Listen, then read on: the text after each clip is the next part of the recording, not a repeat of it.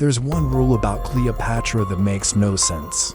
So I was researching ancient Egypt for my upcoming book, which is all about Cleopatra, and I found out that there's one weird rule that everyone follows when they talk about her. It's so ingrained in popular culture that if you don't follow it, people will get angry.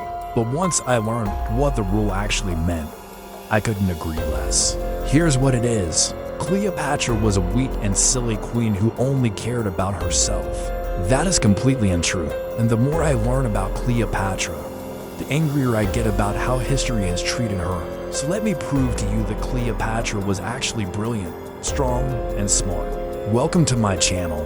Cleopatra lived over 2,000 years ago, so we don't know much about her, but we do know some pretty important things.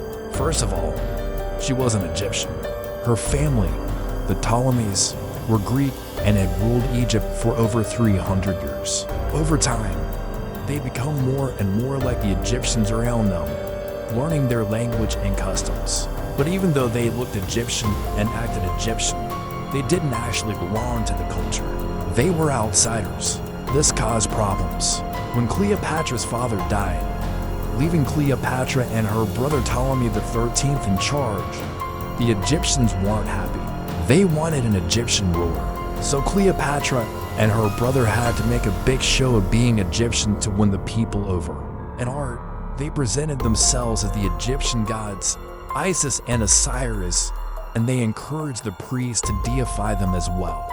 In fact, every single Ptolemy after Cleopatra's brother had artwork made showing them as pharaohs. There are hundreds of these images, but none of them show Cleopatra. We can see her in paintings and sculptures, but none of them are official. When Cleopatra's brother died, she took the throne all by herself. She was probably the last true Hellenistic ruler, someone who spoke Greek, worshipped Greek gods, and considered themselves Greek. But she was also the first Egyptian pharaoh in hundreds of years. Everyone expected her to be a great leader because the previous rulers had been failures. But she took the throne during a very difficult time. Rome and Alexandria had fought a long war, and Cleopatra had to keep her kingdom from being taken over. This is why historians think she was a weak and silly queen. According to them, Cleopatra threw a tantrum and called Mark Antony a bad name when he insulted her. She chained him up and made him sleep on a rock. She bragged about how beautiful she was, and when Antony gave her a big palace, she decorated it with gold leaf statues of herself. Historians call her vain, selfish, and cruel, but they don't understand what she was up against. After centuries of peaceful rule, Egypt was at war. Soldiers flooded the streets. Generals fought each other in taverns, and there were rumors that Rome would attack again soon. The citizens were scared and confused, and it was up to Cleopatra to calm them down. How do you stop an entire nation from panicking? You give them hope. Instead of hiding in her fancy palace, Cleopatra went out onto the streets, talked to people, and reminded them of their strength. She started building huge projects, like a new harbor and a giant lighthouse, to remind people of just how powerful Egypt was. This was the opposite of what historians say she did. She wasn't vain. She was trying to bring her country together. Cleopatra had to be tough. Not only was Egypt at war, but she was also having a love affair with one of Rome's most powerful leaders. She visited Mark Antony in secret, and they fell in love. Together, they came up with a plan to take over the Roman Empire and make Cleopatra its queen. This is where people think she became weak and silly. She fell in love with a Roman and chose him over her own people. But what if she was doing exactly what she needed to do? Egypt was at war with Rome. If Cleopatra wanted to protect her kingdom, she had to get help from one of Rome's top leaders. She didn't choose Antony because he was a handsome, charming man. She chose him because he was second in command. Soon, Cleopatra and Antony were planning to defeat Rome's leader and replace him with Antony. This is where things went wrong. Cleopatra's enemies said she was too ambitious. She wanted too much power and wasn't afraid to use her sexuality to get it, but she was doing what she had to do to survive. Once Cleopatra and Antony lost their fight with Octavian, Cleopatra didn't run away to a safer place.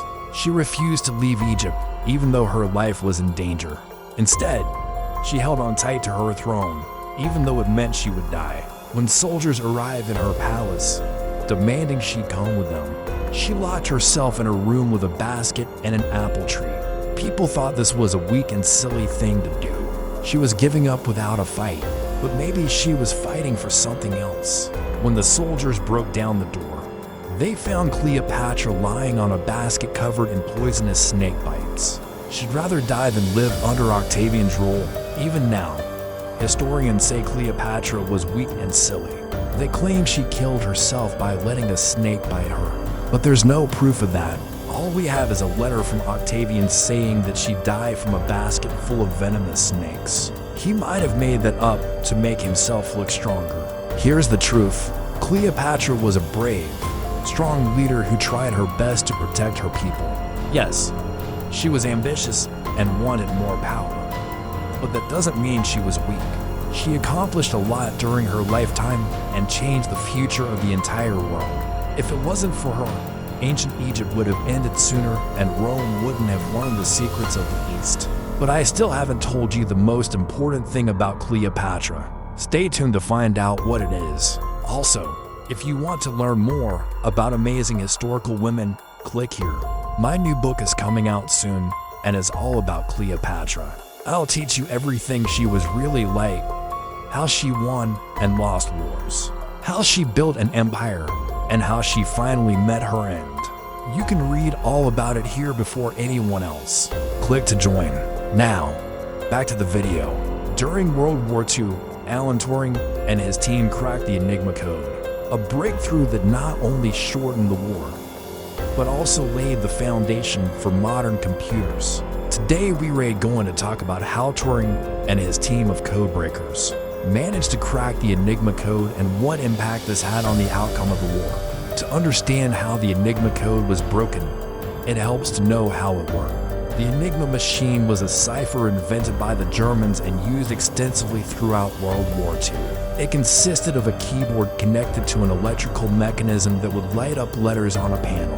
The German military used these machines to encrypt their communications, making it possible for them to communicate securely across vast distances. In order to decipher an encrypted message, the person receiving it would need a machine that was programmed to reverse the encryption process. However, there was a problem.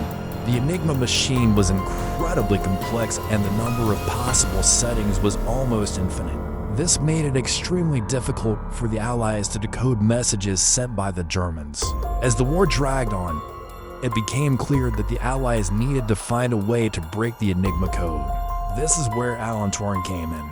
Turing was a mathematician and computer scientist who had been working on ways to break the Enigma code since the beginning of the war. Along with his team of code breakers at Bletchley Park, England, Turing developed a machine called the bomb, which was designed to test thousands of possibilities at lightning speed. Once the bomb machine was up and running, the code breakers were able to start decrypting German communications. This gave the Allies a huge advantage, allowing them to track the movements of German troops and gain intelligence on their plans. As the war drew to a close, the code breakers continued to work tirelessly to ensure that the Germans did not change their encryption methods. Their efforts proved successful and the Enigma code remained unbroken until the end of the war. Historians estimate that Turing's work and that of his team of code breakers may have shortened the war by 2 years, saving millions of lives. After the war, Turing continued to work in the field of computer science and artificial intelligence. Unfortunately, he was persecuted for his homosexuality and died in 1954 at the age of 41. In recent years, there has been a growing effort to recognize the contributions of Alan Turing and his team of code breakers. In 2013, the British Prime Minister David Cameron issued a public apology to Turing for his persecution and granted him a royal pardon. In 2019, a statue of Turing was unveiled in Manchester, England, and a film about his life was released. The story of Alan Turing and his team of code breakers is an important one. It reminds us of the incredible contributions that can be made by those who work behind the scenes. and the importance of protecting the rights of all people regardless of their sexual orientation. Can you imagine a world without computers or the internet, without Turing? That might have been our reality. His work laid the foundation for modern computing and cryptography, shaping the world we live in today. If you enjoyed this episode and want to learn more about history's hidden heroes, be sure to subscribe. Thanks for watching.